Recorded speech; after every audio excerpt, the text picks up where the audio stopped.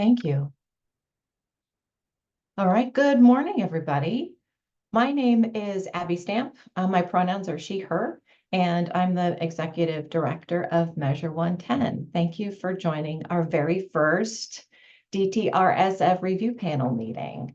And I am hoping you all were able to take a look at the orientation video that I made with the hopes of focusing our time today on the applications themselves rather than needing to go over and over the background and history and context. But I'm more than happy to pause and answer questions or any concerns about that before we dive in. But the most important thing we need to do today is take attendance, because we need to make sure that we have quorum, because if we don't have quorum, we're not going to meet.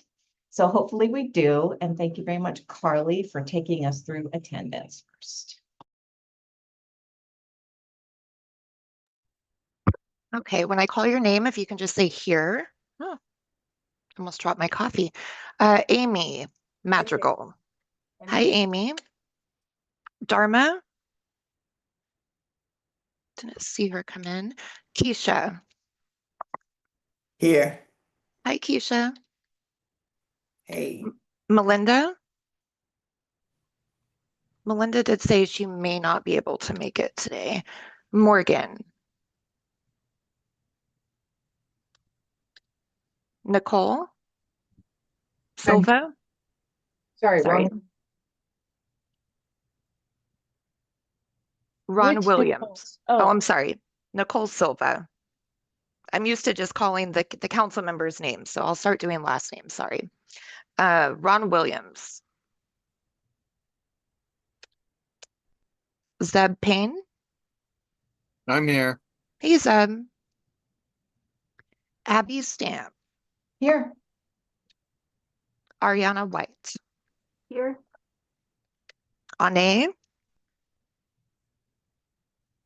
I'm here. Dana Bowman. Here. Daniel Garcia. Danielle Cartwright. Here.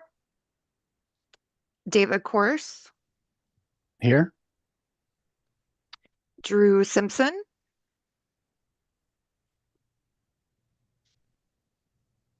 Elizabeth Padilla. Here. Emily Pertu. Here. Evelyn Salinas. Gina Mason. Grace. Can you let me know how to say your name, please? I don't want to mess it up if you're here. Don't think she's here. Gregory Bledsoe. Here. Greta Coe. Here. Hannah. Here.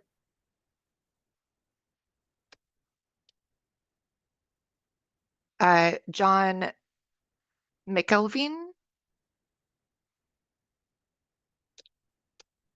Judith.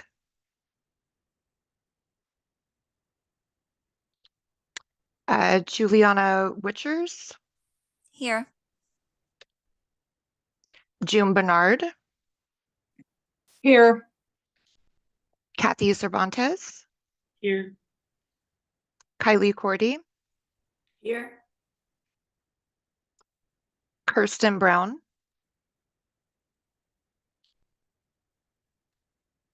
Liz Here. Fernley. Oh, Yeah, sorry, I couldn't get to mute. hi, quick. Kirsten. Hi, good morning. And Liz, did I Here. hear you? Luann. Mark Jansen. I'm here. Maya Wolf.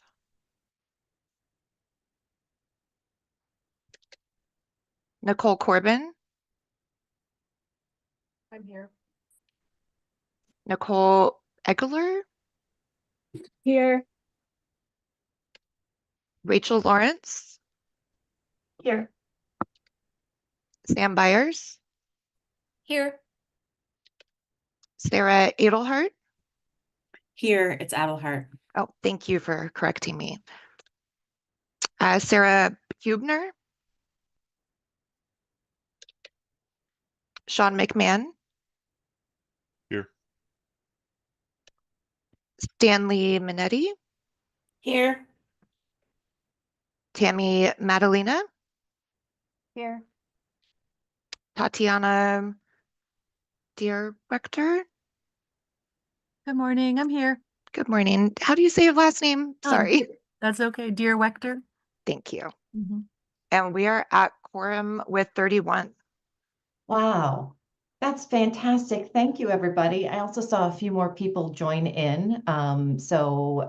Actually, let's just do this for the record. If you joined us and did not hear Carly call your name, if you could introduce yourself, please. Hi, this is Daniel Garcia. Thanks, Daniel. Is there anybody else? Hi, Nicole Silvas here. Hey, Nicole. Hi. And last call, anybody else?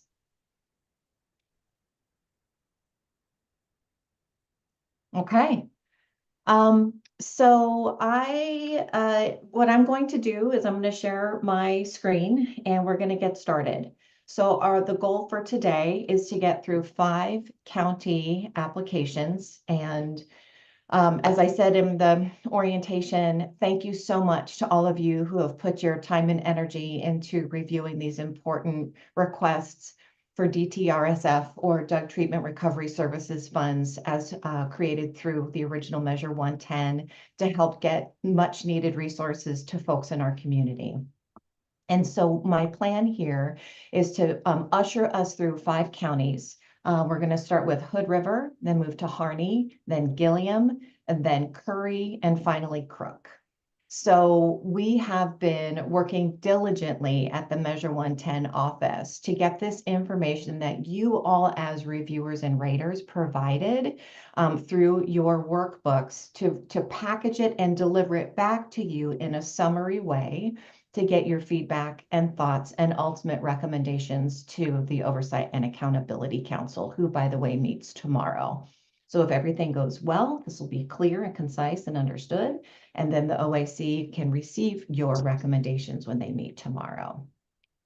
So let me share my screen and any questions before I get started? I will briefly touch on the information in the orientation. Happy. I'm going to share the call for conflicts first, if that's all right. Okay. Because for Hood River, correct? For Hood River, yeah. Okay. Go ahead, Carly, thanks.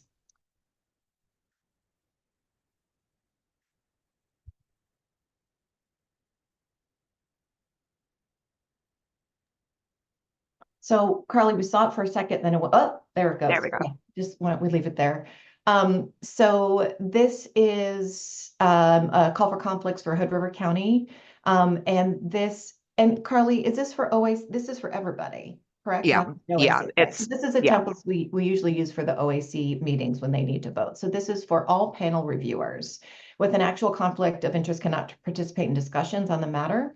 That presents the conflict, and you all completed conflict of interest forms.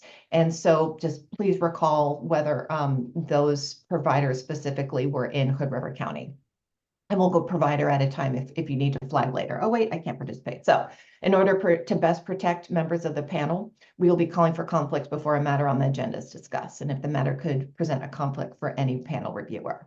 On the agenda today is a proposal regarding funding decisions for Measure 110 grantees, and we'll start with Hood River County. If there's an actual or potential conflict of interest regarding this matter, please let us know. If you announce a potential conflict of interest, you must announce the nature of the conflict, but you can participate in the discussion. If you announce an actual conflict, you must announce the nature of the conflict and refrain from participating in this discussion, and please turn your camera off. If there are not enough members to vote on the proposal, members with actual conflicts of interest will be asked to vote in roll call order until a majority of votes for or against is reached. But with so many people attending today, I think we're in really good shape. So, all right, I'm going to share my screen and we're going to get started. And because I wanted to make sure to give you all the orientation information with ample time to review prior to this meeting. I'm just going to very briefly touch on this, and please holler if you have any questions about process or any of the information. I'm going to go over pretty quickly here. Okay. Oh, sorry, I forgot to share an important piece before I begin, which is that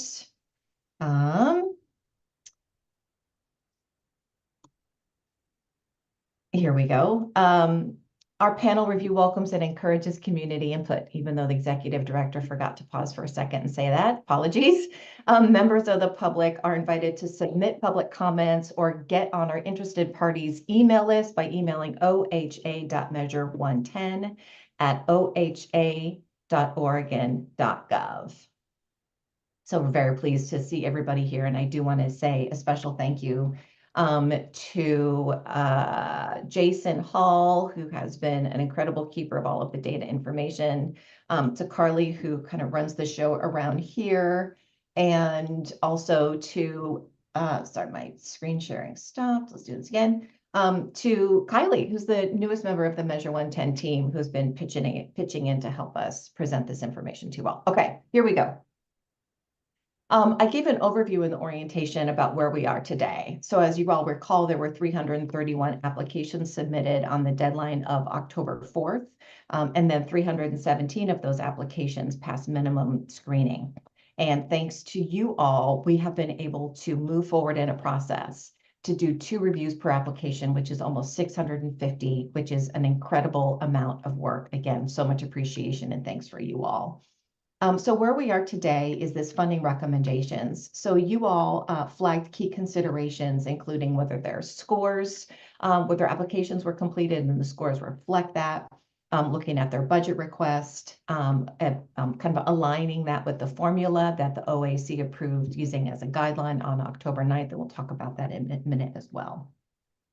And so hopefully today we'll be able to make some recommendations to the OAC. And an overview, our objective is that this is required by law, that this panel reviewers come together and meet as many times as necessary to provide final funding recommendations to the OAC.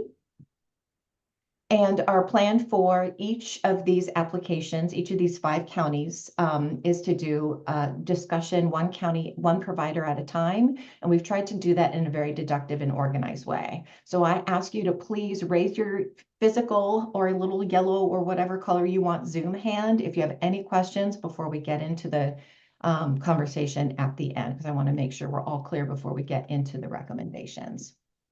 So as you all know, because we're live streaming right now, these are required to be public. Or please avoid using the chat. We want to make sure we have all of the conversation here. If it's a housekeeping question or be right back kind of a thing, of course, no problem. But any conversation about funding or providers, please make sure to voice that rather than put it in the chat. We have a small amount of time together, so let's be concise, and we will review detailed materials from the application if needed. If not, then we can proceed. And if the reviewer for a specific applicant is present, we will have the ability to call on you to give your input. Yes, Nicole. Just catching stuff that was in the chat so that it is captured in the review. The question is, so as someone who did not work on the applications for any of these specific county that we're reviewing today, what is my role in this meeting? Great, thank you. So because I also reviewed applications, I did not review any of the ones presented today. However, when we come together as all reviewers, we are then a conglomerate of reviewers creating a panel. So the function of the panel is to discuss this together as a team and then vote on whether the recommendations make sense to pass on to the OAC. So your responsibility today is to listen hard, to listen to any feedback from each reviewer if they are in the room today, and to reflect on the materials presented to identify whether you feel comfortable making a recommendation. And you will see from the incoming slides, there's a lot of financial and a lot of provider-specific information that, again, we as the Measure 110 team received from the reviewers who looked at these applications and handed it back to you all. So you will be seeing which applications were recommended for funding and which were not. And so we'll go through that together. So we all must participate and we all must vote at the end. We must have I believe the language is a concurrence of 24 votes, 24 yays or nays in order to move, yay and or nays to move us forward. So you will all be voting. So thank you very much for that. Anything I missed? Okay, I think I'm good. If there's more questions, let me know. And thanks, Nicole, for uplifting that. So perfect. The last bullet on this slide, votes will be called at the end of each county discussions, and Carly will be ushering us through that. As a reminder, this is our starting point. The draft total award is the yellow column on the right, and that is what we're using per the OAC as a starting point. So our goal is to not have the recommendations be down to the cent exactly, but I think in a general ballpark, giving the OAC enough information to make their final decision is what we want to get to today. All right.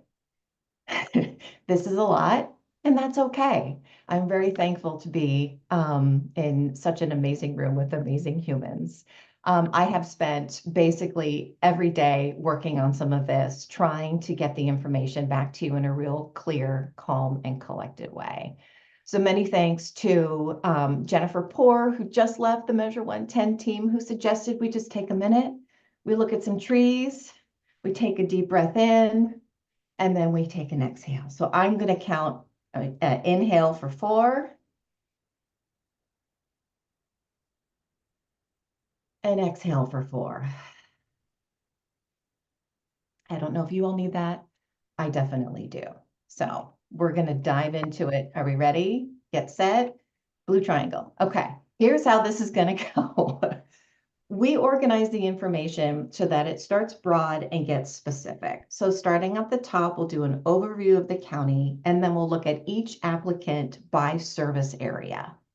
And then we'll look at the actual funding requests.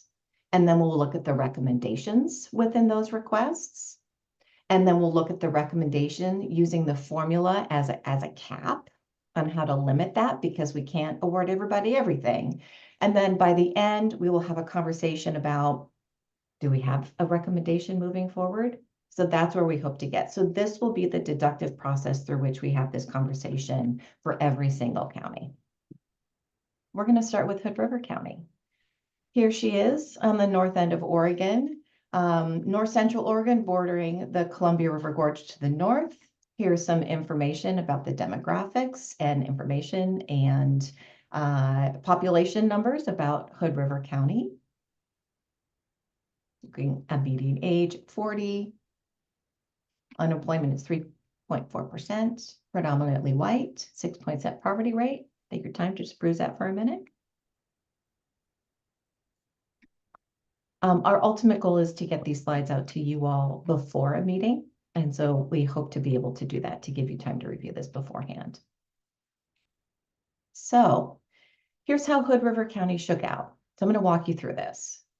The information on the left, Boulder Care, Eastern Oregon Center for Independent Living, and One Community Health were the 3 providers who submitted applications for DTRSF funds for Hood River County. Moving to the blue and orange on the right, the total countywide formula, as shown in that slide with the yellow column, is $4.3 million. All 3 applications were submitted and passed minimum scoring. And the total of these 3 providers' financial asks was $3.2 million. So in this case, the difference is that there is just over $1 million available yet to spend. So this for Hood River County, with these applicants, we're not in a situations of having to reduce or cut or minimize. So this is also why we chose to start with Hood River County. So any questions about this? Because you're going to see this information presented in the same way for all 36 counties. Okay. Now we're going to look at the 6 service areas, starting with screening. The only applicant who asked for funds to do and pay for screening was One Community Health. Both Boulder Care and the Eastern Oregon Center for Independent Living did not, which is why that is grayed out next to their name. The next service area is assessments, and the same is true with assessments. One Community Health asked for $188,000 to do assessments. Again, Boulder Care and Eastern Oregon Center for Independent Living did not. Moving into substance use disorder treatment, Boulder Care Provider Group asked for $153K, One Community Health for $193,000, Eastern Oregon Center for Independent Living did not. Peer support. Boulder Care is asking for just shy of $10,000. One Community Health just over $100,000. Eastern Oregon Center did not. Harm reduction. Boulder Care did not apply for harm reduction. Eastern Oregon Center for Independent Living is asking for $1.18 million. And One Community Health is asking for just over $55,000. And finally, housing. All providers applied for housing dollars to provide housing to clients in their communities. And here are the totals. Boulder Care at $32,000, Eastern Oregon at $1.14, and One Community Health at $28,000. And you don't need to remember this or write any of it down. We've got it all consolidated right here. So I'm going to review this slide and pause for questions. So we decided we needed to color code this. So based on the chat that Nicole articulated for us, is that what you're seeing here is across the x-axis are all of the different service areas. You'll see screening, assessment, SUD, peer support, housing, and harm reduction. Those are the 6 service areas that each behavioral health resource network can build. If that is grayed out, means I didn't apply for it. NA. If it is blue, you will see that means that one of the 2 reviewers recommended that provider and that service area for funding. So in this example, One Community Health and their housing application was recommended for funding by 1 reviewer. Alternately, the green, and if you have questions about colors, let us know. We tried to pick the right ones, make it easy to see. All of these green cells across the board are service areas by provider where both of the 2 reviewers both said yes. So green means go. Both of the reviewers said, yes, we think this service area should be funded.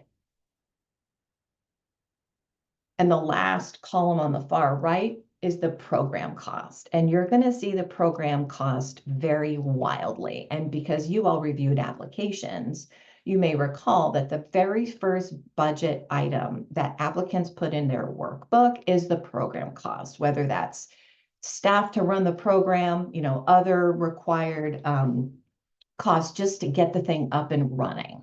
So that's really different than a specific service area. And depending on the application, again, you can see it be really small or really big, and we'll see that this morning. So that is what those 7 columns summarize. Before I move on, any questions? This again is a report back to you all what we saw in your ratings of these 3 applications for Hood River County. Any questions about this illustration?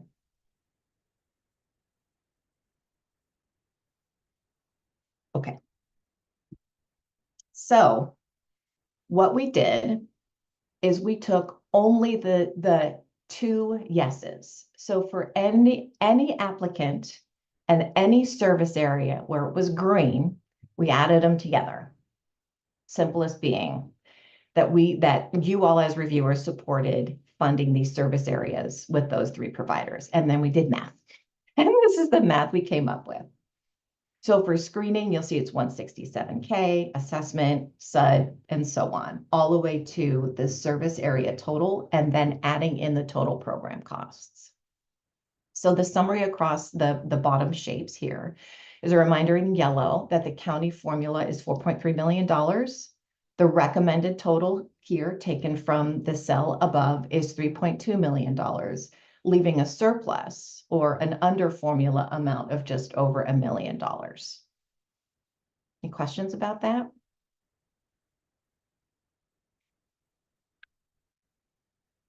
Okay, trying to give a nice pregnant pause just to see if folks come up with a question. All right. So this information, Sam. Sorry, my apologies. And I apologize for not remembering. Are there more slides before we could ask a specific question about the funding pieces that were all green? Yes, let me get through it and then Yep, you tell okay, me perfect. where. Yep, okay. Yep, thank Great. you. Great, great. And I love using a county that is under their formula as our starting place. So I'm going to move forward because not everybody is in this position. So in a conversation I had with my leadership about, there are lots of counties who, because the need is so great, applied for a lot more than what was in their formula amount. And what can we do to prepare you all to make recommendations that align with the priorities of the funds, the legislation, the rule, the priorities of the OAC and of the state itself? And so this is what we put together. So priority one is clear. We all know that every burn needs at least one provider in every service area. There shall be no blanks across the 6 of the service areas. That is required. Priority two speaks to the questions, if you recall in the applications. Question 7 was around providing culturally and linguistically specific services. We all have identified that as a priority. Another priority is serving usually underserved populations. There was a whole list of it that I went over in the orientation, which included providing trauma-informed care, being able to serve individuals with intellectual and developmental disabilities, ability to do gender-affirming care. So that, again, was another priority, serving traditionally underserved populations. And then a third priority, because of the Measure 110 dollars as they first were developed, were not meant to supplant Medicaid, that if an individual provider can bill Medicaid, they should do that. These funds are folks who can't, or for services that can't. So that's the third priority there in the number 2 box. And so I pushed my leadership to say, okay, let's say we do that prioritization process together as a review panel, but a county is still way over their formula. We need to continue to help provide structure to get us to a formula amount, more or less. So the additional priority, and you saw this come through loud and clear in Governor Kotek's proposed budget, was to prioritize funding housing, SUD treatment, and peers, on top of ensuring that all 6 service areas are covered. And priority 4 is fully funding a provider whenever possible to avoid partial funding, which could potentially have a negative impact on providers who would then receive a percentage of what they asked for. Then they would need to figure out how to fill gaps, and that could potentially be a significant financial burden, particularly on smaller providers.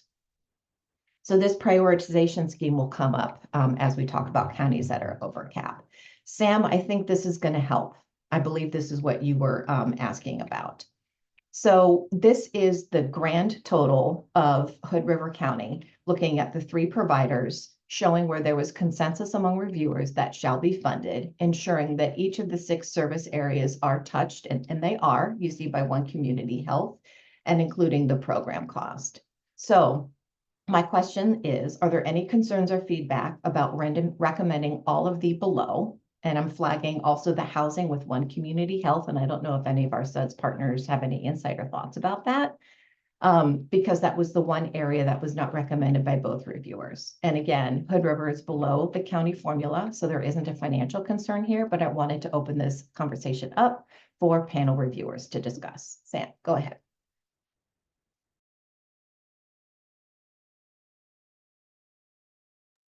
Go ahead, Sam. Oh, sorry. So my question was just wanting to confirm that for Boulder Care for peer support, they're asking for $9,990, and just curious what that covers, because that would not be like a peer. So I don't, and if the reviewers are present, just trying to understand what the peer support would be for $9,000 over a 4-year period, I think, right? Yes, that's a Yeah. 4-year period. So Thank are you. any of the Boulder Care reviewers present today can share information? If not, this is a flag for my team to pull up the Boulder Care application and see if you can suss out in their application materials what they indicated. But we'd love to hear primarily from the reviewers. Anybody here today? Okay, I was just getting ready to text you. I'm looking back at my review sheet and it doesn't seem to be accurately reflected in the way it's highlighted in that first row for Boulder Care. And so I'm not sure if that's something we need to follow up on or if you want to just double check the score sheet. Yep, absolutely. We want to double check that. So I don't know, Jason or Kylie, can someone pull up that scoring sheet?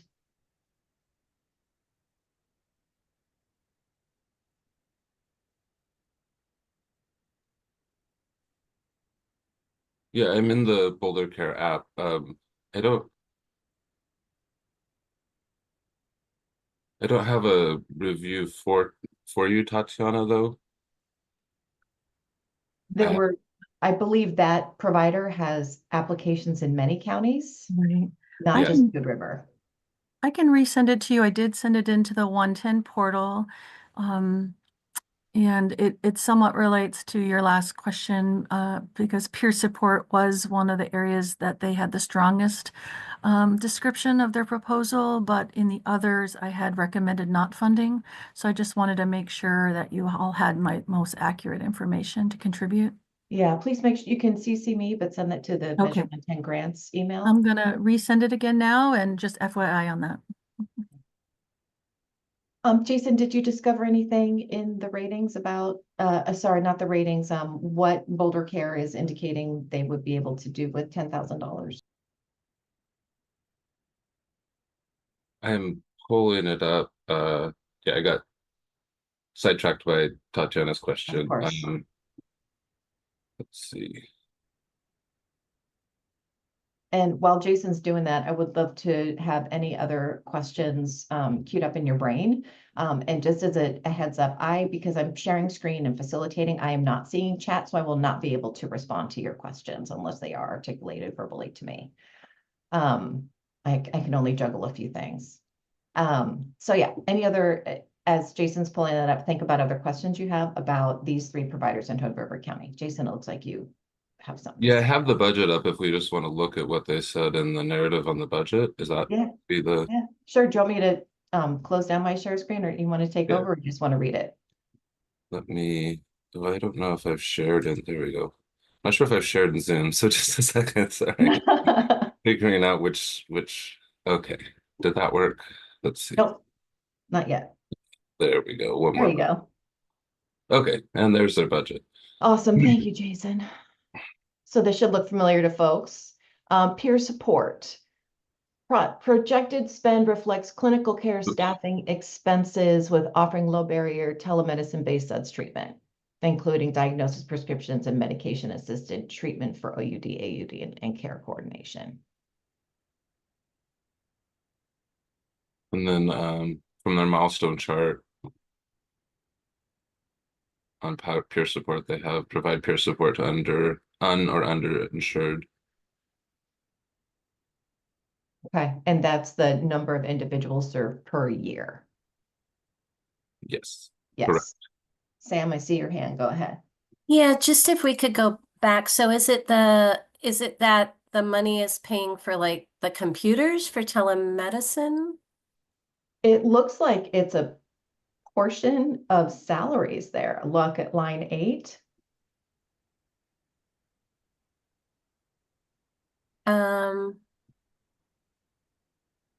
Okay. Yeah, it is just personnel costs. That's the only thing they're claiming or asking for. So it's just the personnel costs that they're asking for in peer support. It's probably not a full-time FTE. It doesn't. Yeah, I mean, I trust the reviewers and the M110 team. I'm a little confused by SUD treatment and peer support in the same sentence. That's confusing. I think peer support via, like telehealth peer support and stuff absolutely makes sense. I'm just confused what they mean by telemedicine-based SUD treatment via peer support services. And I would just, my only recommendation is not to stop the process, but to really understand the role of the peer versus the role of a clinical provider and understand that a little more as, the grant agreement's being developed.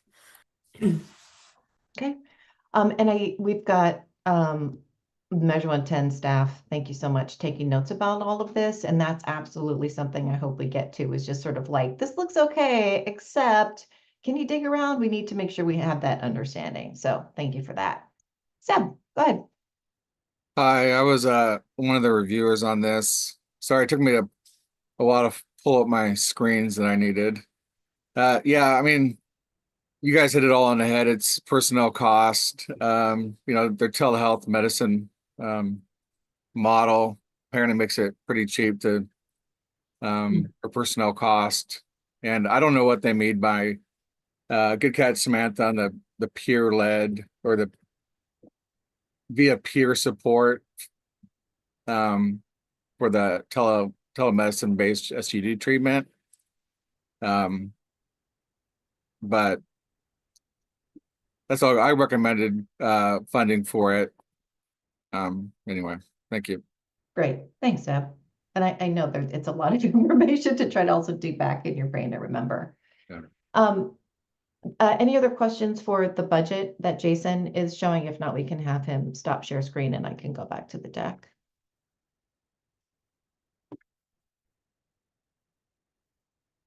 In 3, 2, 1. Great, thanks, Jason. Appreciate that. All right, I'm going to go back to the screen. And back to my question about, are there any concerns or other feedback about funding all below?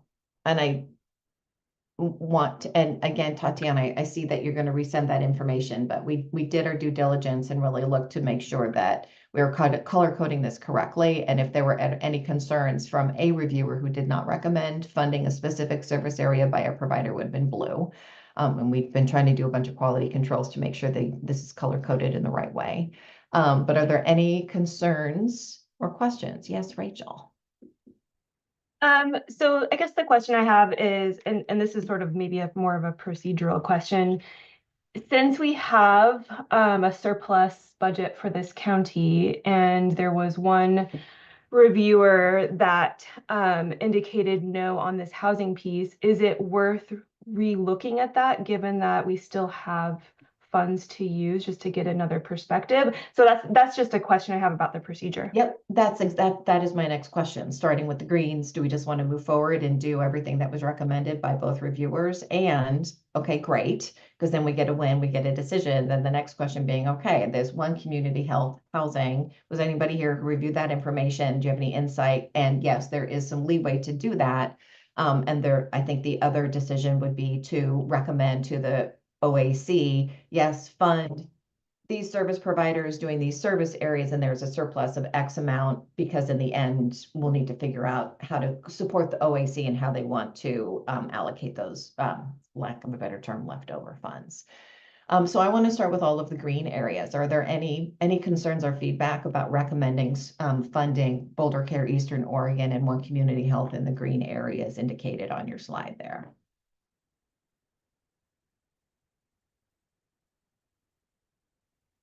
Okay. Next question. Is anybody here who reviewed One Community Health's application and did or did not recommend funding their housing service area?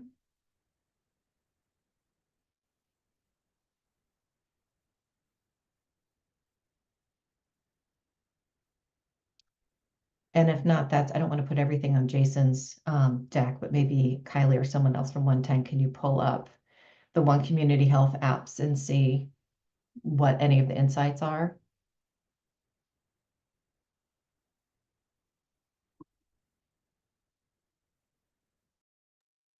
I'm in that, but what would you want to look at? I would be curious, for the person who did not recommend it, what were their concerns, or what was the reasoning by not endorsing moving forward?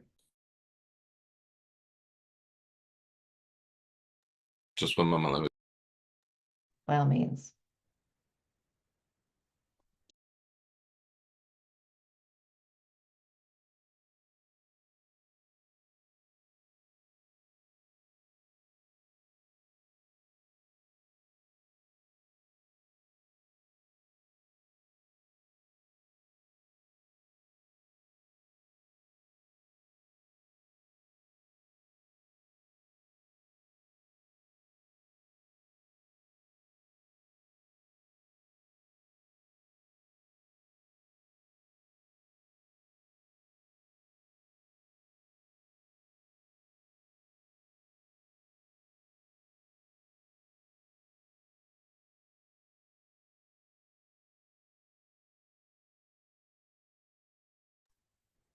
It appears that one of them, the notes on the scoring sheet indicate housing as NA instead of no, and the comment is not addressed in project scope form.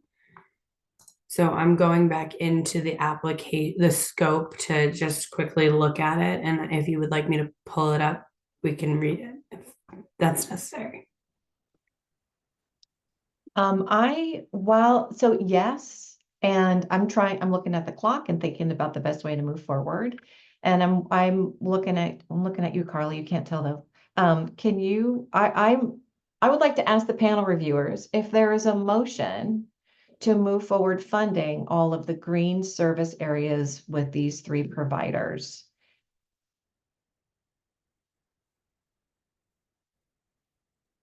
I'd like to make a motion to fund all the green approved providers.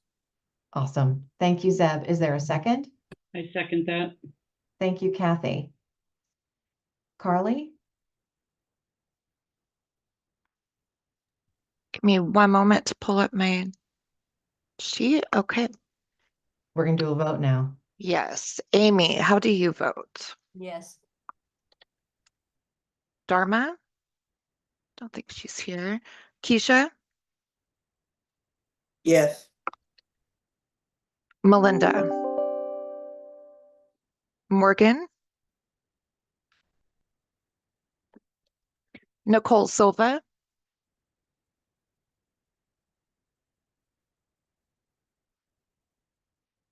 Nicole, are you still there?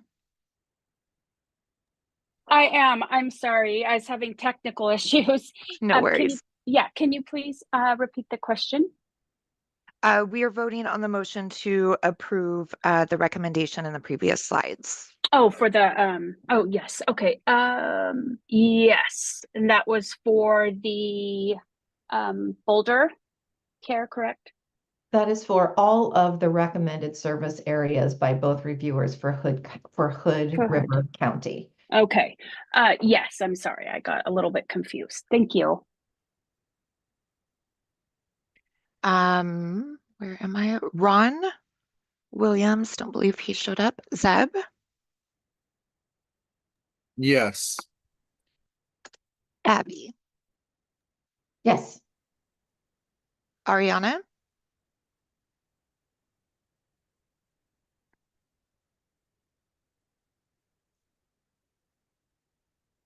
Are you here, Ariana? We'll come back. Ane? Sorry, that's a yes. I lost my mute button. Oh, no worries. Ane? Is there an option to abstain? Mm-hmm. Thank you.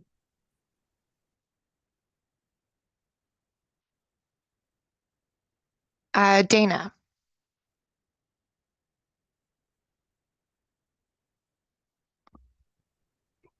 I'm wavering between no and abstain as I feel like I don't have enough information to vote. I feel like Tatiana's concern wasn't fully addressed and I'm unclear.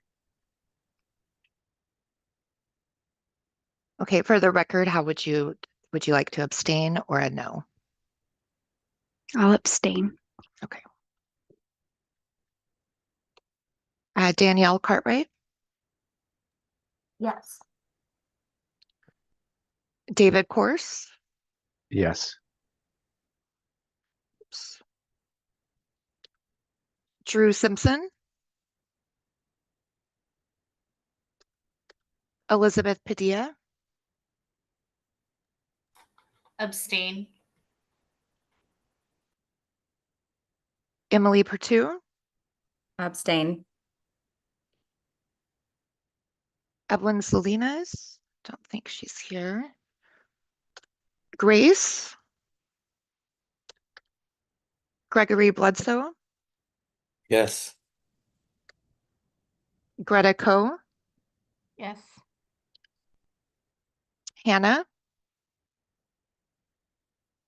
Abstain. I'm still not sure about the Boulder Care and the peer services part. Okay.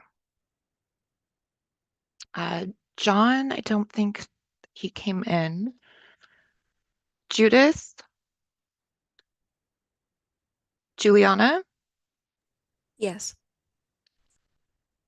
June? Abstain. Kathy? Yes. Kylie? She put in the chat that her Wi-Fi is unstable and she votes yes. Kirsten Brown? Vote yes. Liz Burnley? Yes. Luann? Don't think she's here. Mark Jansen? Yes. Maya Wolf? Nicole Corbin? Yes. Nicole Egler? And is that how I say your last name? Yes, that's Okay. correct. And I vote yes. Okay, thank you. Rachel Lawrence? Yes. Sam Byers?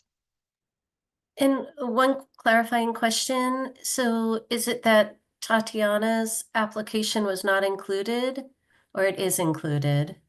Yeah, I can answer that. So there was two apps that ended up going out to 3 people on accident, and we didn't realize that until we got the third one back. So we recorded the first 2 results that we received back, and Tatiana's wasn't included. So there were 2 reviews done for Tatiana's that were not, or for Boulder Care that were not Tatiana's, and those are the 2 we were using for the review because they came back first. Right, thank you. Yes. Sarah Adelhart? Yes. Sarah Hubner? Sean McMahon? Yes. Stanley Minetti? Yes. Tammy Madalena? Yes. And Tatiana? Given that clarification, I just want to honor the other 2 reviewers' recommendations, so I'm happy to support. Is that a yes? Yes. Okay. And that passes with 25 yeses. Thank you for the first vote, our first attempt of one of many. Kylie, you are going to pull up information about housing, the one remaining piece for this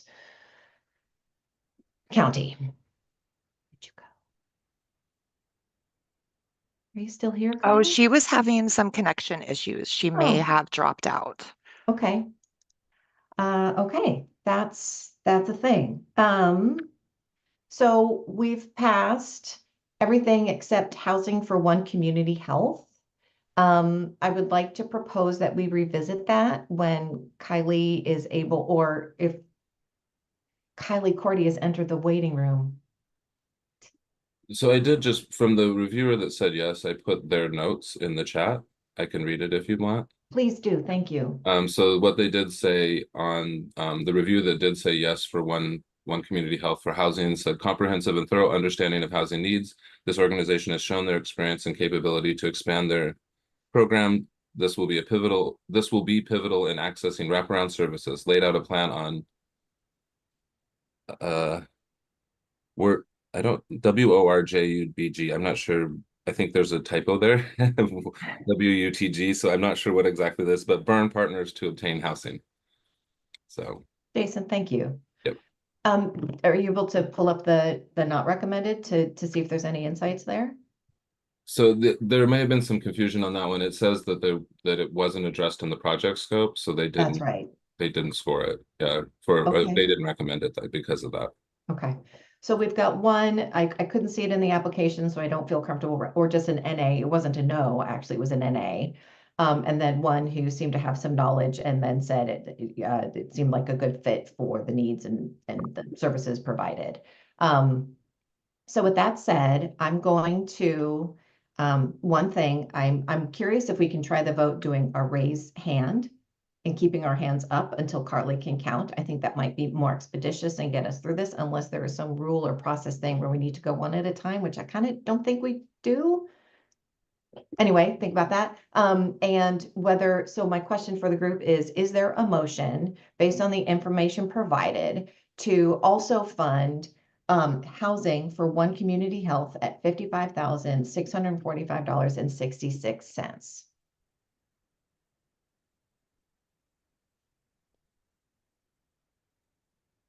Yes, I'd like to make a motion. I don't know what your exact wording was there, but to approve, is it what's it called? One Community Health. One Community Health for housing. I just think there needs to be as many housing options as possible. Okay, thank you, Zeb. And then for those, am I still screen sharing? Yes, I am, aren't I? Oh, I'm not. I'm sorry. I was wondering why my computer looked so easy. Here we go. Yeah, now y'all went away. So it's the blue cell here on the screen for the 55,645. Thank you, Zeb. Is there a second to fund housing for I'll one? second. It's Sam. Hi, Sam. Thank you. If you are in favor of also funding the $55,645.66 for One Community Health housing for Hood River County, would you please raise your Zoom hand? Oh, and I can vote too. I always forget that part. I'm going to stop screen sharing because I can't raise my hand and share at the same time.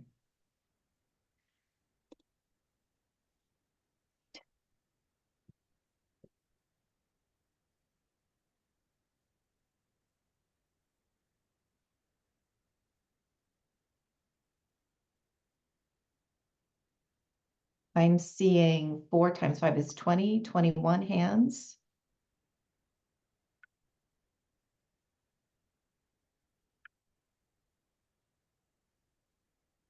Thank you, Elizabeth, for abstaining, for being smart about that. Okay. It has Sorry. everybody. Just taking just a minute for me to put these all by the right names. Oh, of course. And I will also maybe taking a screenshot would help. For some reason, I can't raise my hand. You want to raise your hand, Keisha? And just the hand is in the React section. So where all the Yeah. hearts and everything is also where the hand raising is. It's in an odd spot. Or also just unmute and say, yeah, I approve, or show us your beautiful face and raise your physical hand. However, I just want to be thoughtful about our time together. And I'm glad this is recorded, so we'll have a recording of this as well. I can't find my hand. Oh, I found my hand. Okay, wait. Great. There's Keisha, there's Amy. I think, yes, it says Abby Stamp and 24 others raised their hands. Great. Thank you, Zoom, for counting for us. All right, we have a recording of this for documentation purposes, and thank you all for that. And my reaction is now going to be the party hat thing, guy, because we just did one county. We did a whole county. Yay! So this was our practice run. No, it wasn't. It wasn't a practice. You're welcome, Hood River. And what we're going to need to do is move on to another county using this Hood River experience as our baseline. Okay. You all are welcome to put your hands down. Thank you for that. Before we move into Harney County, are there any questions about process?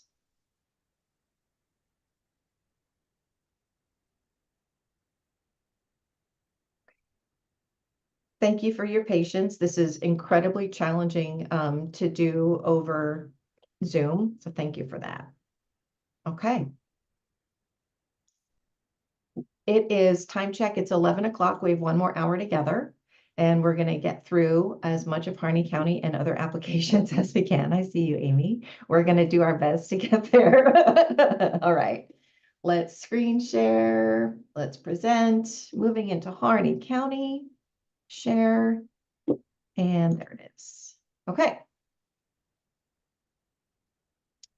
All right, so you will notice we've got all the same slides of what our objective is today. All right. And as a reminder, we are working within a formula cap. all of the calm breathing, and the overview deductive process. So back to our friends at Harney County in southeastern Oregon. You can take a minute to look at some demographic information. 7,500 residents as of 2023.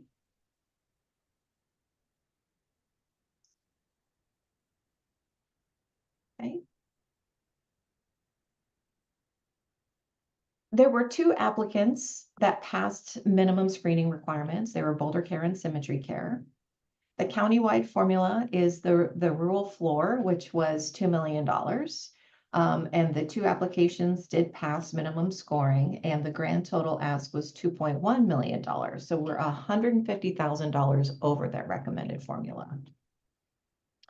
The 2 entities that applied again were Boulder Care and Symmetry. And for screening, Symmetry indicated that they would be conducting screenings, but did not ask for any money. And actually just looked at this application before we jumped in this morning. So that is why you've got that $0 with the asterisk. It didn't show a funding amount, but it indicated in their narrative that they would be doing screenings and also assessments.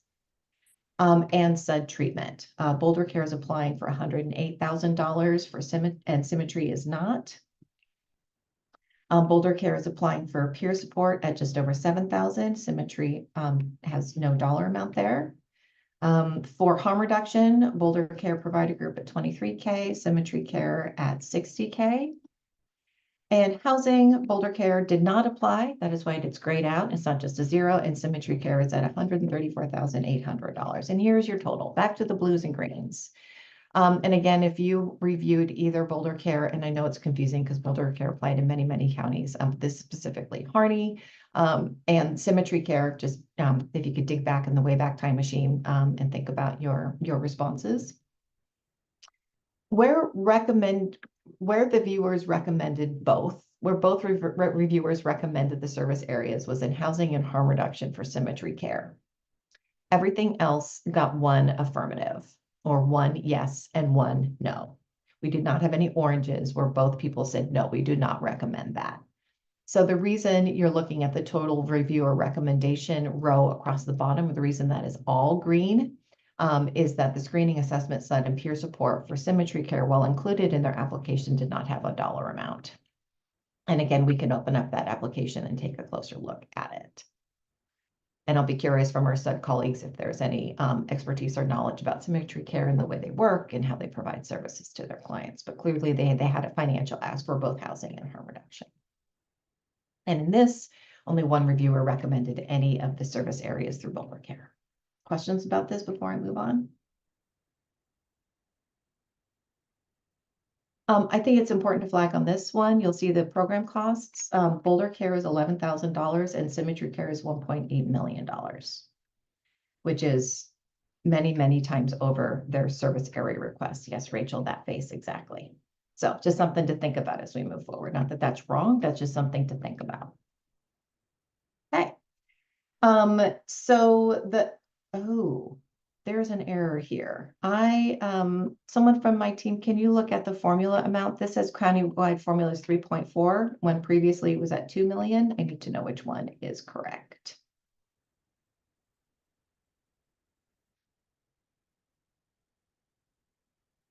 I'm going to move into the notes I put at the bottom of this slide, which is for this specific county. We've got an applicant saying they will perform these services without a funding ask. Is that something we're concerned about or okay with or excited about? Jason? Yeah, it should be the 2 million. The county formula should be 2 million. Okay. So we're just over by, well, in this slide, we would be under. Okay, I'm going to fix that. But I will just say from the Symmetry Care, the program, it looks like they put all of their staffing and program costs. So I think that's where the service area asks are not being represented. It's all, they just bundled it all into the program costs. That's all their staffing is there. Is there an explanation of what kind of staff so we can have better information about who they're going to be funding to do screening, assessment, SUD, and peer support? Yeah, we could look at the budget. That would be really helpful. Thank you, Sam. Also, I believe Symmetry is the community mental health program for Harney County, and it's the one and only. So it has a contractual obligation to provide all mental health and SUD services or to contract them out. So I would just, as you're reviewing, just confirm maybe that as well. Amy? So that slide we were just looking at right now, you Apologies. you adjusted it already? I did. Okay, so we would be voting on, let's get to it here. Where'd it go? Oh, my computer's working way. Come on, buddy. Here we go. There. Okay, so we would be voting that housing is approved and harm reduction is approved. That's what we would be voting on? What we would be voting on if we can get there is also, I think first we need an understanding of this, the total program costs, which is $1.8 million, I think it was. Sorry, let me go to the last one. There we go. This 1.8. Let's keep clicking my mouse. Okay, so was that And- slide only Symmetry? Or is it Boulder Care as well? It is Only only Symmetry because it was the only dually recommended line items in each of those applications. It does not include any of the blue. Oh, okay. Okay. Emily? Yeah, okay. So do we have to figure out what areas to cut? No, actually, Okay. what we're learning because how that applicant completed their budget is that those 4 areas where they applied for but had no dollar amounts, that's actually the overall program cost, which you'll see on the right side in the white, that $1.8 million. No, I get that. Those are for the people who would be doing the screening assessment, SUD treatment, and peer support. So No, we need more of that information before we know what y'all would be voting on. Okay. All That right. answer your question? I'll wait. Okay. Yeah. Emily? So that might partially answer this question. I just don't know how we vote on it. So, because right now it looks like if we voted yes for the green, we would be using up most of the money, but not funding any of those first 4 things, which seems like a concern to me. If it does look like those areas are being funded in the program costs, is there a way to like actually vote with those in the specific service areas so we're not officially voting? And I know, sorry, just to recommend not to fund, but so we're not moving it forward without any of those service areas, if that makes sense. Yep. And I put this in the next slide. I just don't want to confuse us, go to it, but I think a workable way forward would be recommending the funding amounts with a caveat of understanding more specifically on what exactly how the $1.8 million would be distributed amongst those 4 service areas, which it was not broken apart in their application. And I see Kirsten and Sam's hands up. I'm also curious before we get deeper in this conversation, whether one of the M110 staff pulled up the application to get a sense of how many FTE and deeper info I saw. I see you, Jason. Yeah, I can share the budget if we want to look at it. Great. I'm going to stop sharing screen then. And I'm going to multitask while he's doing that. Kirsten, you're next.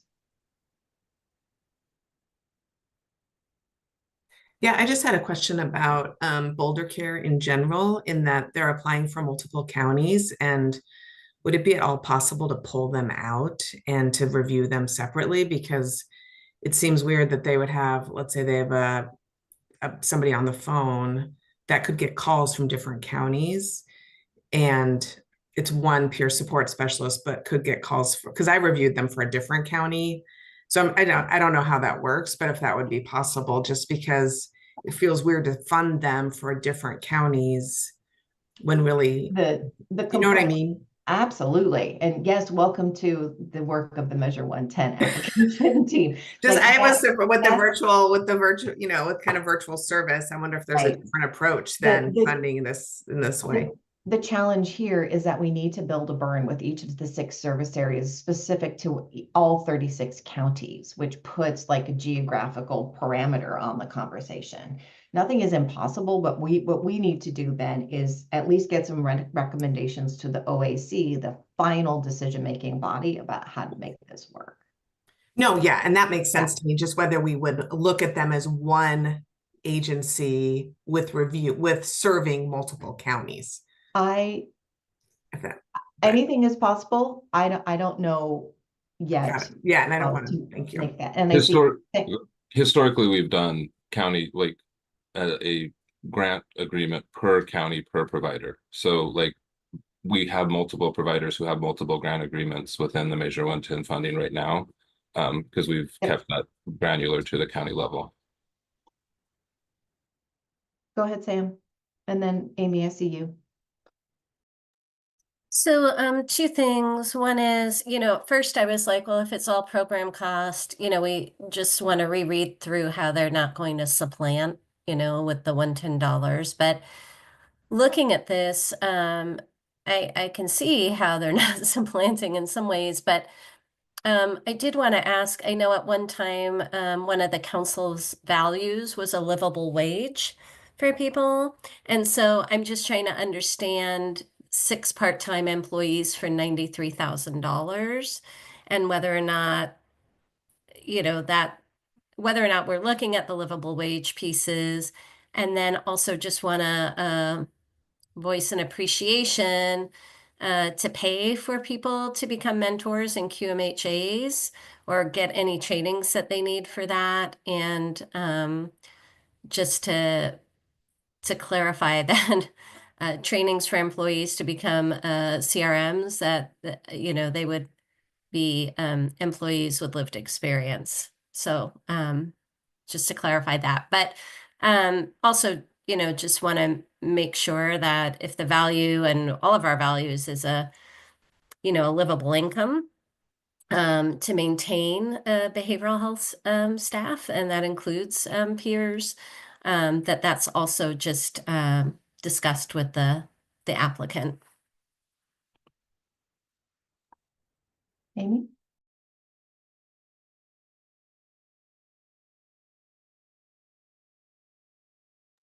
Are you talking to me? Yeah, go ahead. God, I'm still getting over COVID. You have to speak up. So we're in discussion, I am assuming, right? So I have an issue. Well, I don't have an issue. I have this 80,000 for a coffee truck. I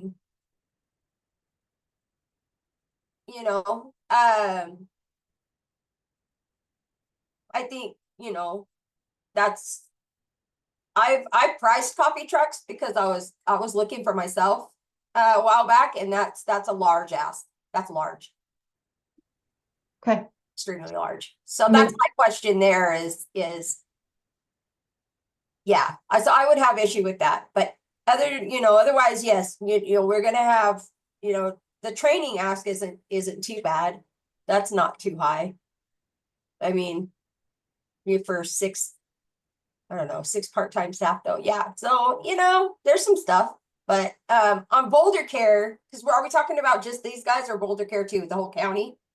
Well, we're talking about the whole county, but the first plan of attack here was to unpack the program costs for Symmetry and then move into any other discussion about the county as a whole. Okay, so that's my unpacking, is the food truck, the coffee truck. Okay. I think that can definitely be adjusted way down. Okay, and again, because these are recommendations to the OAC can decide whether to fully, partially, or not fund anything. Okay, yeah, and so that we're not deciding that today?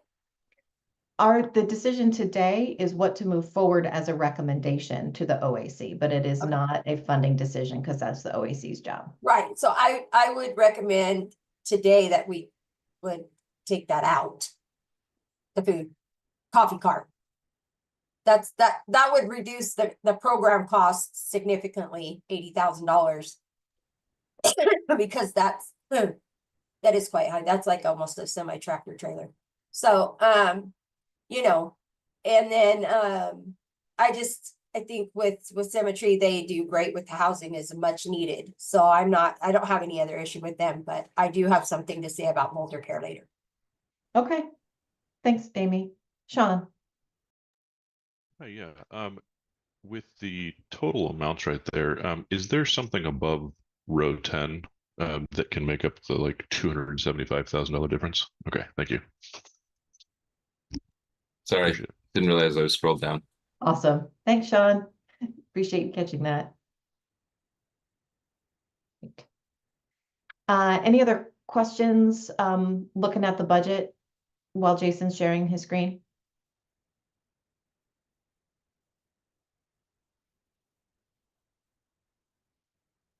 Sarah. Yeah, I have just an overall comment / question about Boulder Care, if now is the right time. I did not review this application. Yeah, by all means. So I did not review for Harney County, but I did review Boulder Care for 2 other counties. And I think Kirsten mentioned this before that, they've applied for quite a bit. And I know one thing that was challenging for me is their project scope document was exactly the same. So it did kind of require a little more digging through to get context or find more about what the intentions for some of these asks were, because it just wasn't tailored more specifically in the project scope document. So I just wanted to mention that. Thank you. I think Jason, we're good if you want to stop sharing, and thank you for that. And I want to, so I just saw Sam's question come up in the chat, and as a reminder, I'm really not able to look at the chat, but I just want to, as someone who's new to this, I want to reflect and remind us all on something that I've learned about this application process, which is we as reviewers were tasked with assessing whether an applicant fully answered a question, they got a 2, did not answer the question at all, or like poorly, then they got a 0, or answered it partially, they got a 1. So we weren't asked to assess the quality of the application, the quality of the service delivery, the intersectionality, or the community engagement. We were only asked to assess based on what they wrote and put in their budget, did they fully answer the question? And that is what we have packaged in a summary way, in an aggregate way, and giving it back to you all for your consideration. So I do believe once these funding recommendations are given to the OAC, there would be ongoing conversations once funding decisions are made about how, really, in quality assurance and that on the back end. But that was not part of the application rubric as it was planned months and months ago. Juliana. Okay, thank you for that description. So with that, one of the questions that we were asked to assess and consider when we made our recommendations, I also reviewed Boulder Care, not for this county. The application that I had, I think may be very similar to the other applications that were put in for other counties. Mine even actually had like a placeholder that said like blank county. So one of the things that we were asked to review was it was a question that was like, describe the need in your community and justify why or how you would use these funds in your community. That's definitely something that I observed in the application that I reviewed, is that they did not tailor I feel like questions weren't answered because the questions weren't answered about what they would be doing in Polk County. So I don't know if that is not how I was supposed to do it. I just felt like the questions weren't answered for that reason. And I'm wondering if maybe other people that also maybe declined to fund this were coming from the same perspective. Yeah, Juliana, I had a similar kind of reaction. It looked to me like they had answered half of the question. They had said what they wanted to do, but the community engagement part of the question, it seemed like it was a cut and paste from another application. So there wasn't anything specifically about the community that I was looking at.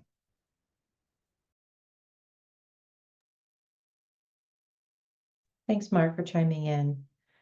I'm going to play facilitator and kind of reflect back what I'm hearing from everybody. which is that there's an appreciation that an organization wants to serve Oregonians, but there's concerns about the specificity to the needs and responsivity of each of Oregon's individual counties' needs and strengths and opportunities. So I think that is actually really beautifully, and I'm going to share screen again while I'm talking, reflected in this graph. Oops, forgot to click share, showing that there was consensus that funding symmetry care was the way to go, because the blue means only one reviewer. So they answered the questions, but you know, as a reviewer observing that and also being really clear that there's some gaps here, or just like something isn't fully completed, right? It doesn't feel like it was fully answering the question based on the needs of that particular county. So for the sake of time and moving forward, I'm going to make a recommendation, and please weigh in with your thoughts about whether this feels right at all. Amy, do you have something right now to say? I just want to make a motion and see if people like it. Do it. Okay, I'd like to make a motion that we fund cemetery care for the recommended housing and harm reduction for the dual agreement, and that we not fund Boulder Care for SUDS, peer, or harm reduction, and allow them, because of the leftover amount, some program costs. So partial funding for program costs, because they do provide a good service. You know, they do telehealth for some people, but I recommend that we fund cemetery care in total. Okay. So my motion is to fund cemetery care. Here we go. So if thank you, Amy. And if we fully fund symmetry care, including their high program cost, I would assert that there should be some follow-up and real clarity about how much funding would be going from program into screening, assessment, SUD, and peer support, what symmetry is applying for, but not indicate a dollar amount. And Amy, I also want to recall that you had a question about the $80,000 for their coffee truck for outreach. Yeah, okay, so yeah, taking out that, you know, but I meant the housing and harm reduction. Just the housing and harm reduction. Yeah, fully funding the housing and harm reduction for cemetery care. Okay. That's my motion. Okay. Is that a and full? They have program costs, but that puts them over still. The county-wide formula is $2 million, right? Yes. And this 134 and 60 adds up to 194. So yeah, that's way less than 2 million. Okay, I don't know. I just know that housing and harm reduction, I don't want to fund that food cart. So I would recommend that we reduce the 2 million program costs to fit the county-wide formula. Okay. So Nicole, I don't know how you want to do that. Yeah, I don't know. We'll figure it out. We'll find a path forward. Nicole, I saw you unmute. Did you have something you wanted to contribute? I was going to second Amy's motion. Okay. Thank you. What I'm hearing, and I want to make sure I got it right, is and Amy, you got to correct me if I'm wrong, but the motion is to fully fund symmetry across the board, which is exactly at the county formula, and all of the funding would go to symmetry in Harney County. None would go to Boulder Care, except for the coffee cart. So it would be 2 million less 80K, which don't make me do math on screen. That's not going to happen. Yeah, but that is what I'm hearing right now is the motion on the table. Yes. Rachel? My concern is that the coffee truck may be tied to some of the service delivery and programming and project scope. So I would not feel comfortable personally just Xing out the coffee truck without understanding the context within which it's given. And I also saw that some of the FTE that they are, or the part-time staff they want to hire are actually folks who are on their recovery journey, and the coffee truck may be part of that employment process or project path as well. So I personally would not feel comfortable moving forward with that. I understand that, and I do appreciate what you're saying. I just know that 80,000 for a coffee cart is extremely high because I priced them myself. And that's a pretty large ask for a coffee cart. Okay, Dana. Yeah, I just wanted to mention that I share the same thoughts as Rachel, that I didn't fully review this application, but when the budget was up, there was a comment in regards to how the coffee cart was going to be utilized. And so I feel like without further discussion with the applicant and reviewing their budget in regards to the screening assessment and said portion, I wouldn't feel comfortable voting on something where we're removing a coffee cart, as an example, without further discussion with them. And I will say, just from looking at, I agree with just looking at the budget, that they are talking about the Fresh Start Cafe in their narrative, which is what the coffee cart would be going towards, and it is a consumer employment program that they're putting their peers or their participants in an employment opportunity for them. So is it a coffee cart then, or is it a cafe? Because, so we just need further clarification on, I would have to have more information on us. So are they making a cafe, which would be where people come in and sit and drink, or are they doing a coffee cart? Two different things. And $80,000 would explain a cafe-ish, but I just would need more clarification on that. So I'm wondering if we can move forward with voting with approving their housing and harm reduction program and reviewing the ask for the coffee cart and program costs.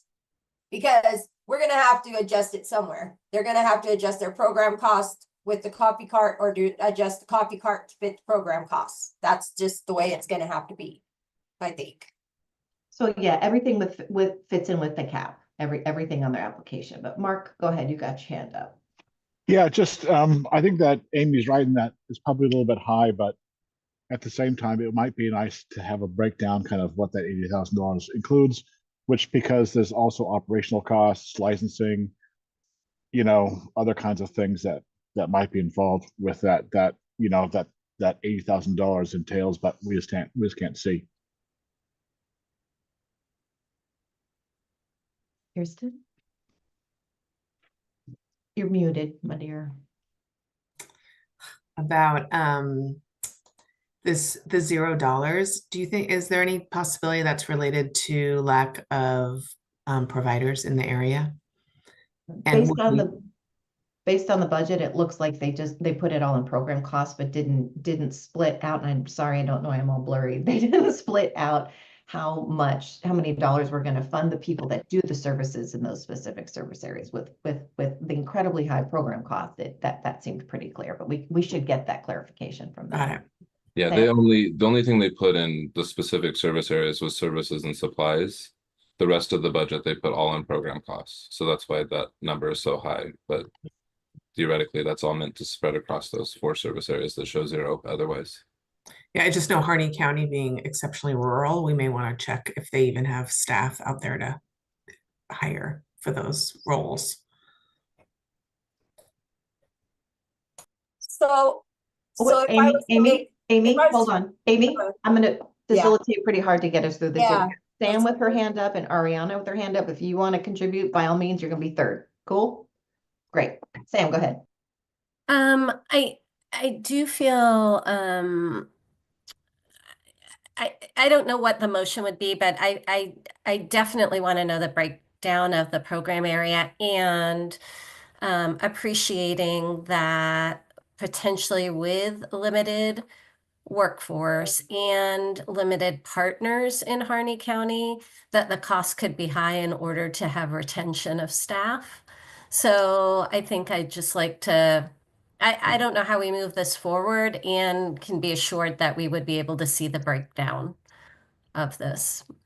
But I would agree with Symmetry Bean kind of the full burn provider in Harney in some ways, but I just think it's important that we understand the breakdown and then have that the 110 team has clarity on how that enhances what's already provided through their county financial agreement and other funding resources. Ariana, go ahead. So, since we clearly need more clarity on how all this is happening, and given that there are concerns about both providers, I would like to know if it's possible to move to table this county and move on with the other ones. Is that possible? Anything is possible. I am curious if we, however, might be able to move forward with Harney County with enough direction to the OAC that this group can be done with Harney County. So that I'm going to ask that and see. And if not, that's fine. We'll table it. We have a half hour left and we're not going to get through the remainder 3 counties because they get more complex, believe it or not. And so I'm gonna ask that. Oh shoot, we've got hands. All right. Zep. Yeah, I will say this as a member of the OAC Council. If this goes as presented right now, this will get kicked back because there'll be so many questions and asking so many details about the specifics. Yep. That as is won't get approved. Amy? I just want to amend my motion and make a motion that we table Harney County for now. Okay. We can, thank you. I'm hearing too. So I'm hearing a motion to table Harney County for now. Is there a second?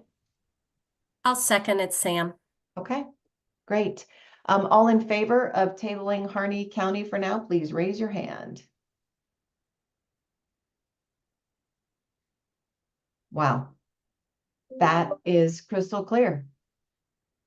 Okay. My entire screen, like yours, is filled up with little hands. So we're going to table Harney County.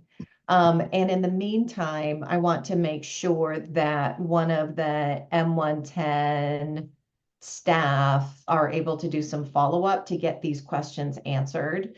So we get that clarity to represent to you all, hopefully by Thursday. You may all lower your hands. Thank you. So I was screen sharing while we were talking, and just so you saw the follow-up, I was hearing from you all to make sure that that follow-up is done with, I can't remember even the provider's name after this complex conversation, with Symmetry Care. So, okay, great. And I'm noting your comments in the chat. And Carly, do you know if the chat is captured through our recording process? It is? Okay, great. Because again, I am not able to watch that and facilitate and contribute at the same time.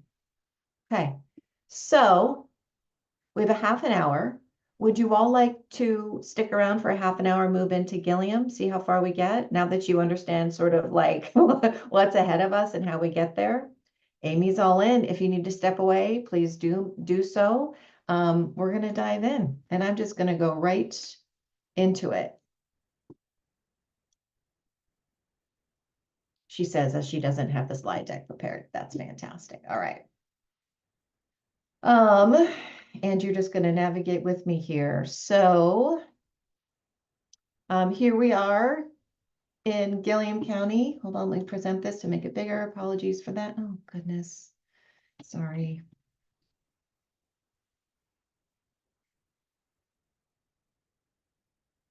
All right. Northern Oregon. Take a minute to take a peek. 2,000 people. Median age 51. Many families falling below the state's average income levels. Look, it's Boulder Care. All right, so we have 2 applicants for Gilliam County. We've got Boulder Care and Community Counseling Solutions. Both the formula is just 2 million cap. 2 applications, both passed the minimum scoring, which is, did you complete it? The countywide ask is just over 2 million at $2,046,000. So we are in the conversation of $46,000. So by service area, community counseling applied for 41. Assessments, community counseling applied for 55,000. Both applicants applied for SUD treatment, Boulder Care at 28K, community counseling services at 235K. Both applied for peer support, Boulder Care at $1,800. Community counseling services at $662,000. Very different numbers. Boulder Care at just below 6,000 for harm reduction, and community counseling for 48,000. For housing, Boulder Care did not apply. Community counseling applied for 563,000. And here is our beautiful green and blue chart. So across the top, you see that the two reviewers approved moving forward with SUD treatment for Boulder Care. Both reviewers approved for moving forward with every service area for community counseling solutions, excuse me. And then you're looking at the grand total there. As per usual, the Boulder Care program cost on the far right is $11,000. Community Counseling Solutions has a $392,000 program cost evaluation. Okay. So moving forward with just the areas that were recommended by both reviewers, we could of course consider more or less. The total countywide formula, as a reminder, is $2 million. The recommended total is $2,039,052.58, leaving an overage of $39,000. Keisha. Did you say the population was 2,000? Yes. That's awfully high. I'm just wondering where these people are that they are servicing. 2,000. Wow. It just seems a little high. Okay. Noted. Sam? Agree. I want to, underscore what Keisha just noted. Given the population, 662,000 for peer support seems high. And I'm unclear that they'll have that many peers for Gillum. So, if there were a reduction, I would probably look at it there, just appreciating that housing might actually be really outside of Gillum for folks potentially and need transportation associated, or there might be telehealth, but that just seems an awful lot for, the population. Can Kylie or Jason hop into the application, or somebody, or Ariana, somebody, and see the detail of the application to identify how many folks Community Counseling Solution is planning to serve every year over the 4-year period? That would be helpful to get for context. Rachel. Yeah, my question was along those same lines around seeing the big difference in amounts between the two for each one. If we could get a sense of the number of services, particularly around the peer support and maybe even the harm reduction, just to see kind of some in comparison around the average cost per, just to get a little bit of context would be really helpful. Right, hit it, Kylie. In their project scope, they identify that they employ 450 staff, that they serve all populations, ages, and demographics. With the population of Gilliam County being around 2,000 residents, they serve roughly 180 residents annually. And yes, that's what it looks like. 180 residents annually is who they serve out of that 2,000-ish population with 450 staff. And specific to peer support, their milestones, they're looking at serving about 30 people the first year, up to about 52 the last year in peer support.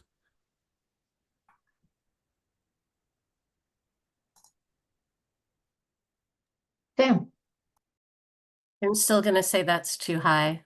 And I think I'm their 150 staff is across Community Counseling Solutions, is my guess, not for Gillum County. So, and this was I mean, the scoring rubric did ask us to understand how they understand each county, and there might be a blending in this area, and I know community counseling covers quite a bit of Eastern Oregon, but 662,000 for 50 people,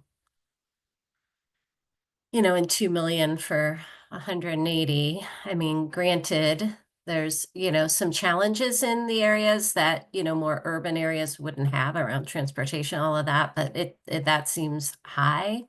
So I would be looking at a reduction somewhere in the peer support still. Tammy. Can you clarify, was it 150 staff or 450 staff? In their application, in their background information, they say 450 staff, but that appears to be across statewide or across all services, not just specific to the county, is what we're assuming here. Okay, I was going to say that's a large part of the population. Yeah, it looks like it's not even like for these services, it's they're talking about it's just a couple FTEs across the service areas for Gillum directly that are cost shared, and they're actually cost shared among, like, they're split among Morrow, Willard, Grant, and Umatilla counties with Gillum. So they have staff that works across the counties, it looks like. Thank you. Thank you both. Thank you. Emily. I'm just kind of wondering what our ability is with the blue cells in these sheets. Just looking at the amount that Boulder Care is asking for across 4 years seems small, but if it opens up a whole nother provider to folks in that county with additional like virtual options that might not be there otherwise, it seems like that could be worth it. I don't know. I didn't review any of their applications, but I'm just wondering, do we have the ability to discuss that if it's blue versus green? Yes, absolutely. Okay. Deb. This is also familiar. Welcome to Measure 110 grant review process. I guess one of the things is, so like when we have a floor, the funding formula for like $2 million for every county, what happens when perhaps we only see a need for like 1 million to be approved, or 1.5 or something like that? Does those funds have to be obligated to that county still? I can tell you for sure, and I think Lakeisha and Nicole would agree with me, that we're gonna have to bring this up tomorrow in the council, because if there's counties out there that don't have the need for that much money, then this shouldn't turn into a cash grab for organizations to just be able to swoop in there and pick up some extra money. When there's counties out there that took big haircuts with the new formula that could use these services in those counties. So I definitely will bring it up tomorrow in the council. Great. Yeah, Zeb, sorry, I don't see another hand, but yeah, that's kind of what I was talking about in the voting process, when we have counties taking cuts, and then we're giving 2 million to a county with 2,000 people. That floor just doesn't seem, feasible, but yeah, we definitely need to circle back around. Yeah, I watched the OAC meeting that y'all had on October 9th, I think, where the vote was to use the formula as a starting place or a guideline, but not necessarily adhering each decision clearly to that. And that helped us try to reproduce, and regurgitate the information back to you all for your consideration in thinking about the larger context. First Sam, then Amy. Thanks. I want to go back to Emily's comment, especially in some of our smaller communities, to have choice where potentially you could receive services where not everybody knows your family and your mom and your sister, could be valuable in creating more access and more interest in, particularly I think around harm reduction services, too, in communities that, CCS covers, that while the program may have, openness to all of that, the community itself or a commissioner or somebody might not. And so to offer that choice to people, I think is worth consideration, for the panel.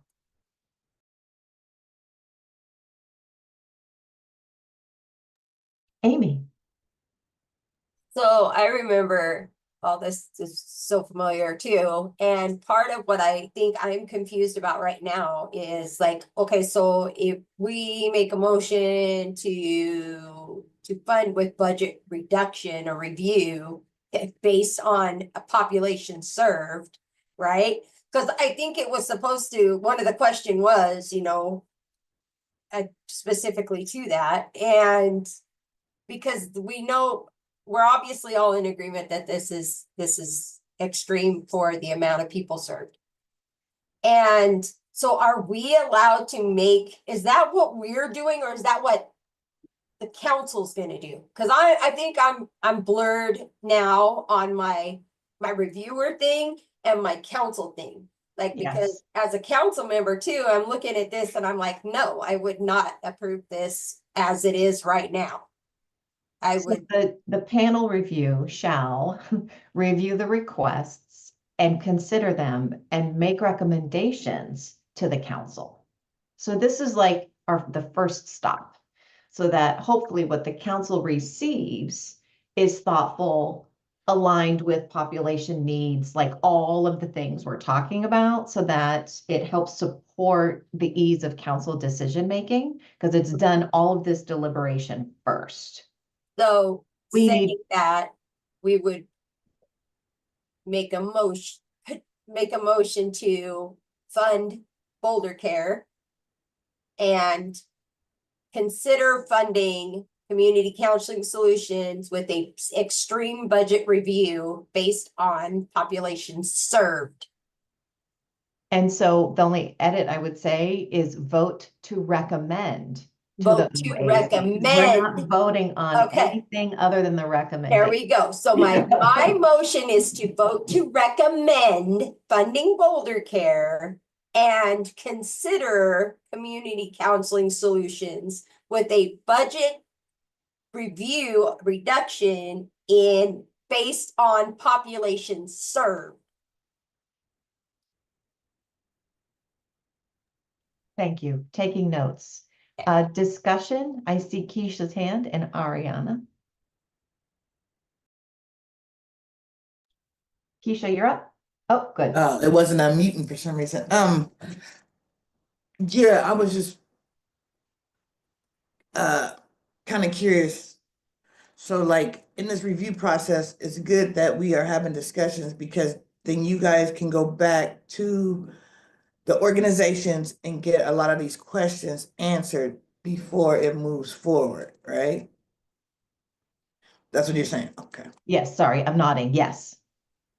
Gotcha.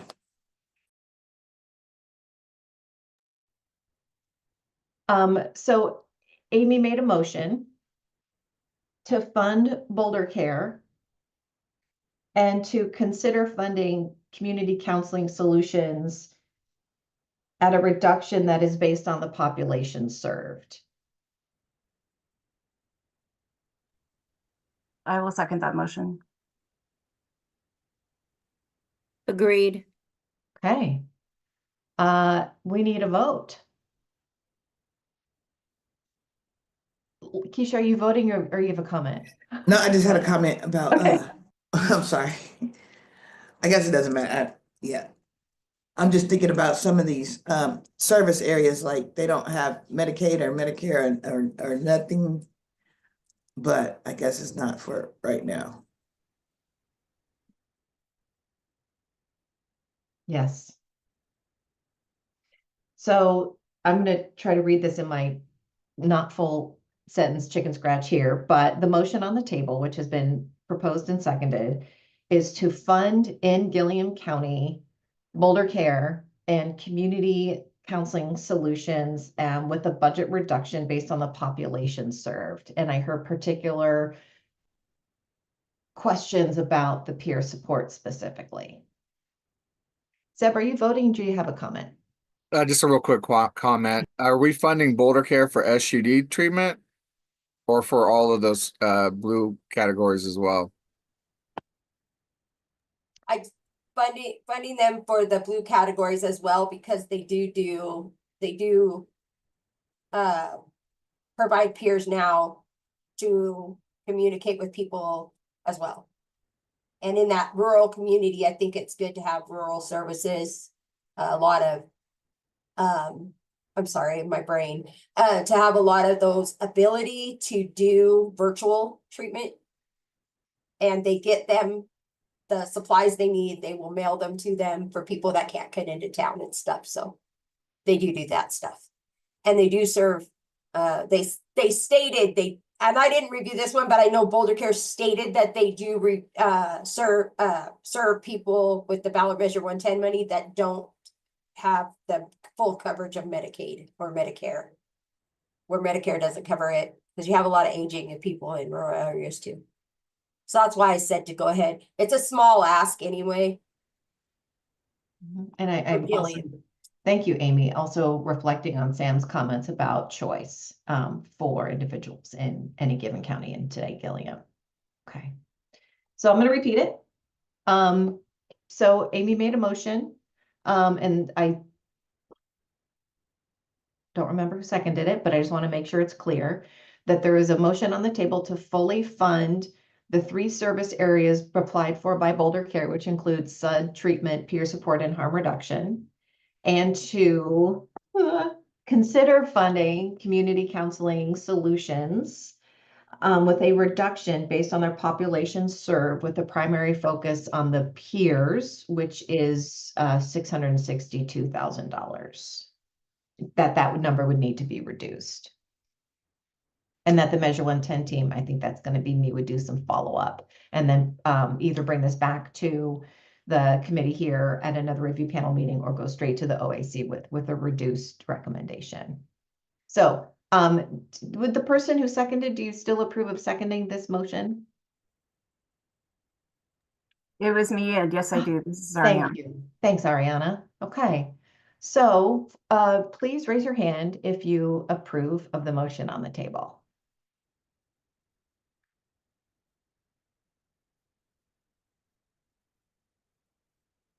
And thank you in advance for keeping your hand up so we can count.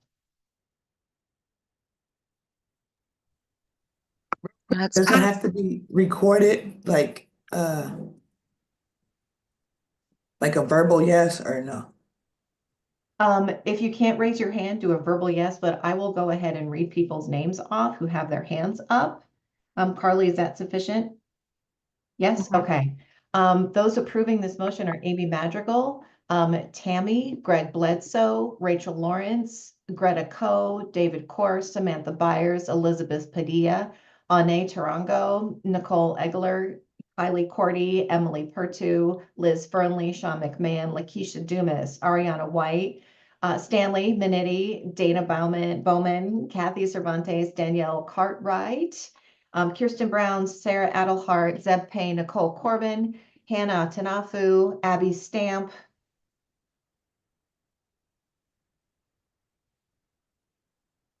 and that's everybody. Somebody put in the chat to abstain. Okay. And yes, Carly indicated we can record the abstentions as well. Thank you. Sorry, I can't see the chat. I'm going to stop sharing my screen. And you're welcome to put your hands down. Oh, thanks, June Bernard. Got it. Thanks, Kathy, for the assist in documenting that. With 8 minutes left, we're not going to dive into another county, but I wanted to do just a bit of a temperature check again, because I'm 2 months into this job and did not participate in the granting conversations the last time, and really been working hard to try to make sure that the process is, because it's wild and so many applications and so many different potential ways to put a burn together or burns together in a county, wanted to present the information in a way that is, as I keep saying, digestible. So what I believe we have on deck is an OAC meeting where we can talk about what Zeb raised earlier around any leftover, I use that term really lightly, funds that are not allocated within the formula for a given county. And also we can talk about Hood River County, which everybody approved. So that was a big success for today. What I would love to hear from you all in the few minutes we have left is your reflections about how this process works. Because we have both Curry, Crook, and hopefully another application done that we'll be able to discuss when we all meet on Thursday. Although I am out of the office next week for a trip that I planned before I took this job. I'm sorry, I would not have taken it. Terrible, terrible timing. But you got Sam who's going to pitch in and the amazing Measure 110 team who will continue to move forward and present the information so that we can get to a vote. But this was our attempt to do it in a thoughtful, deductive way to get us to a place to make recommendations to the OAC. And I see first Zeb's hand and Amy's hand. Would be really curious about your feedback before we move into our next review panel meeting. Zeb, go ahead. Hi, yes, I think we're, for the sake of the future, we're gonna have to get some clarification, like on organizations that aren't providing specific needs to specific communities. Like, because like it said, I think it was the second most important thing, priority wise, was answers to number 7 and 8, which address culturally specific and trauma-informed services and all that stuff. So I think we need to get some, have a conversation around, so it doesn't keep happening over and over again about organizations that don't provide culturally specific services or services tailored to those communities. It's going to keep popping up, but I don't know how that gets addressed, but anyway. Yeah, that's great. And if I may chime in, is that just as a level set for all of us, the application rubric did not ask the reviewer to assess the quality of culturally specific or linguistically specific services, but whether the applicant fully answered the question. So that puts us in the review panel in kind of a weird spot.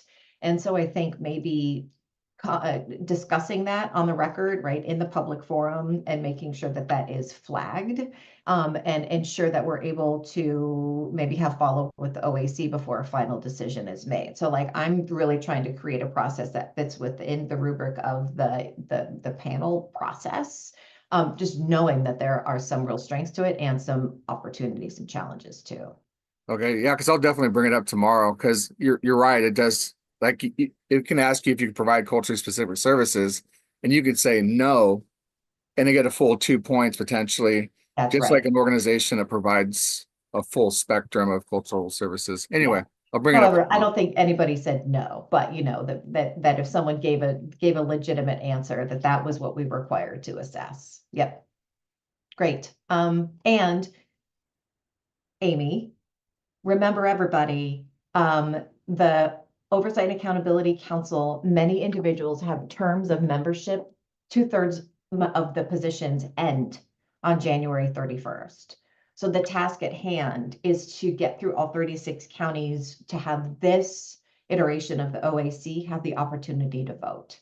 And we will move mountains to make that possible, but we're in holiday season and there are many time constraints that we're managing. If we don't get there, we will need to onboard and orient a new OAC come February 1st to be able to vote after that. We'll deal with it if that's what happens, but please know the contracting process for the hundreds of applications that need to be executed is also lengthy. And so we want to make sure that we have time to contract, onboard, train new providers who are ready to go for services to our Oregonians on July 1st. So like multi-layered deadlines here we're working on. I just wanted to put that out into space so you can all hear it. Amy.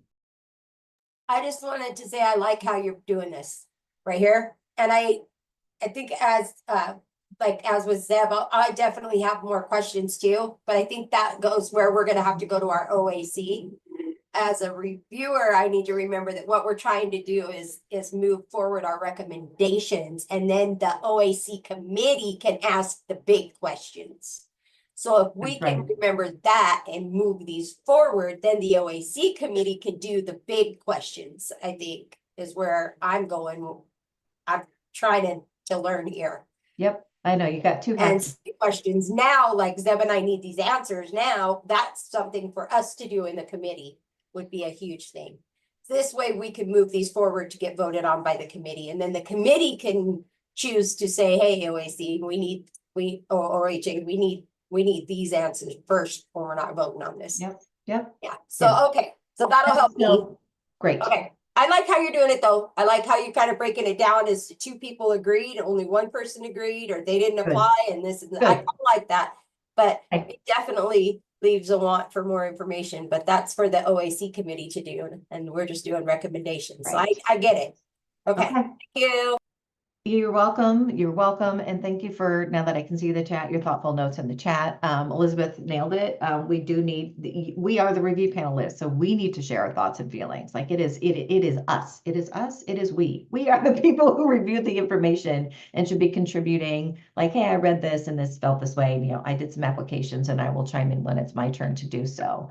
But that is the purpose of this review panel, to be able to get recommendations to the OAC. So I just want to, again, in my last minute with the mic, say a wholehearted thank you, because I know this was a lot of work and that many of you took on applications and reviewed them to be able to get this to this point. I know 5 was a lot to get through. I remain optimistic, and please know there are a lot more to do. There are 36 counties, and we went through the simple ones today. So gird yourselves. We'll be spending quite a bit of time together. And thank you in advance for that. Appreciate you all. See you soon.